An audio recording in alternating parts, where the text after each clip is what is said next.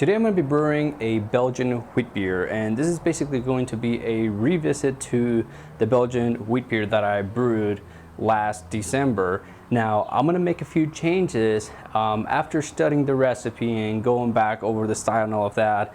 I found that I wasn't really satisfied with the way the recipe was built. Now, my modifications are actually very little, so it's almost the same recipe as what I did back in December, because I did like the beer, how it turned out. So with that being said, the changes that I made to the recipe is I'm actually just going to be using Pilsner malt, and I'm going to get rid of the Munich malt. So I got 7 pounds of Belgian Pilsner malt. I'm going to be using the same 3 pounds of the soft white berries wheat. And then I'm going to be using, this time I'm going to be using steel cut oatmeal. So it's a little bit hard to cook. It's probably going to be a little bit harder to mash and brew with, but I think I'm going to like the results with those types of oats instead of the rolled oats. So with that, I'm using sass, Czech sass, and for spices, same thing. I got fresh coriander. I've got chamomile. I'm going to be using Belgian Wit WLP 400, and then 2 navel oranges. I couldn't find Seville oranges this time, so I'm going to stick with navel oranges. They're still pretty aromatic, so it should give me a pretty similar flavor to that. So other than that, same setup I've got, just a slightly new arrangement, and I'm going to be following a slightly different brewing process. So right now, I'm just heating up water because I'm going to be mashing in here, but I'm also going to go cook the steel cut oatmeal. So I'm going to be doing those things simultaneously. So for now, heating up water here. Now let's go into the kitchen. So one of the very first things that I did was to prepare my wheat grains. Now, last time, this is kind of what got me into trouble and one of the reasons why I scorched the grains. So what I did this time is, instead of just mashing instead of just crushing the grains to a fine consistency, I did like a series of steps where I went from really fine crush to a really thick, essentially non-crushed wheat. And so I kept that aside. Now, one of the first things that I did was to actually prepare my oatmeal, and the way that I prepared the oatmeal was to just stir in all my steel cut oatmeal to about 5 cups of boiling water, and I set the timer to about 10 minutes, and just boiled the oatmeal. So at the end of 10 minutes, it doesn't really seem like it's done, but it will be the oatmeal will be soaking up a lot of water. So just be sure to stir quite a bit while it's boiling, and then turn the heat down and just let it sit for about 45 minutes. So meanwhile, what I did was I went ahead and added the grain. So I started with the 3 pounds of Belgian Pilsner malt, and I went ahead and used that to mash the wheat.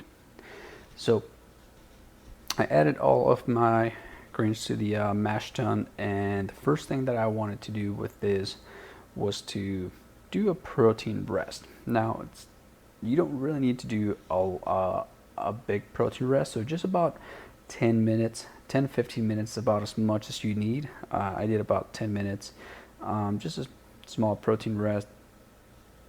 And the way that I did it, you want to start off by adding roughly about 1.5 to 2 quarts of water per pound of grain. What you want to do is you want to start out thin. You want to start a little bit thinner than what you expect, and you'll see why in a little bit. But if you kind of see the consistency, it just looks like it's a very thin mash. But remember, the some of the wheat was grinded down pretty good, so it'll soak up a lot of that water. Now, don't forget to do any salt additions. I only did part of my salt additions here, so I only added about 1/2 teaspoon of gypsum salt, and this was only to mash in the wheat with the Belgian Pilsner malt. So again, the first step was just to do a protein rest for about 10 minutes, and then at that point, you want to go ahead and bring the temperature of this up to about 158 degrees. Now, There are some brewers where temperature doesn't matter as much, and with this beer, the way that I'm brewing it, temperature does matter quite a bit. So you want to be really careful with the temperatures. You want to be really good if you're going to try and brew this beer. I raised the mash temperature to, as long as you're within 156, 158 degrees, you're going to be fine. So you want to actually go out a little bit higher. So it's not so much precision as much as making sure that you do hit the right ranges on temperatures here. One of the things you're going to notice once you let this rest for, again, you're only going to rest this for about 10-15 minutes, and then you're going to bring it to a boil. You're going to start noticing how much of that water gets soaked up, which is one of the reasons why you want to start out with a thinner mash than what you're probably used to starting with. And you know, at the end of the boil, and I thought I had video of this, but it's going to get a consistency very, very similar to what your oatmeal gets. So you're going to boil this, again, only a 10-15 minute boil. You know, Belgian Pilsner malt shouldn't really be used for decoction mashing. That doesn't mean that it can't be used. You know, with the grains that we're using, we can afford to actually put them through a decoction mash and, you know, not go through any problem. Now, at this point, I'm basically going to just add my oatmeal, and I'm also adding water to cool it down. And this process that I'm doing is it's what I call reverse decoction mashing. It's kind of an advanced topic. It takes a lot of time to really explain. That's something I covered in my advanced training program, Mash Control. But basically, what I'm doing is I'm adding grains after I've decocted some grains, and these are grains that haven't really been boiled. So it's kind of, that's why I call it reverse decoction mashing. And basically, it's the idea of cooling down, you know, the wort, using the grains to, you know, basically borrow the enzymes and finish the mash. So there's a lot more to it than that, but that's essentially what's going on here. It's probably something that you've never seen before, because I mean, honestly, this is something I kind of came up with on my own. But anyways, at this point, you know, you gotta make sure that you do any other salt addition. So I added another half teaspoon of calcium chloride, and I just let the grains go to town.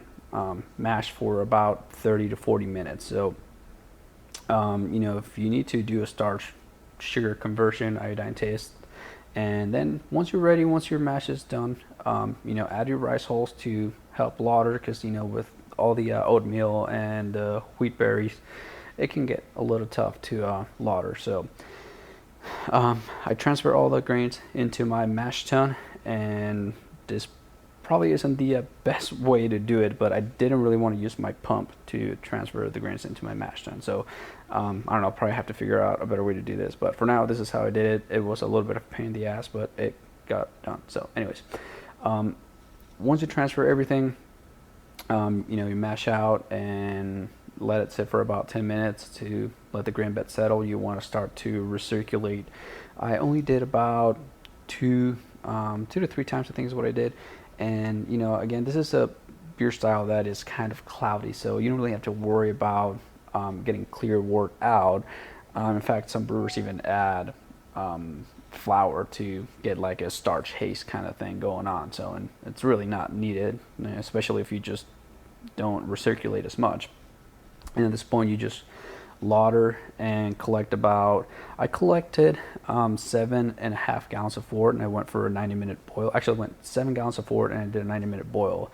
And I mean, even though I didn't recirculate much, you can see how clear the wort is coming out and how light colored that wort is. So I'm really looking forward to this. Once I lauter, flash barge, collect 7 gallons, you know, brought to a boil.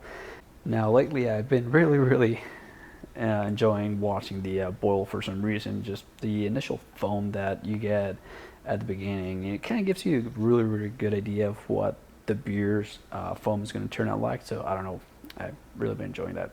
Anyways, you're going to bring this to a boil, and again, I did a 90-minute boil on this, and then I went ahead and added my hops when I had 60 minutes left in the boil.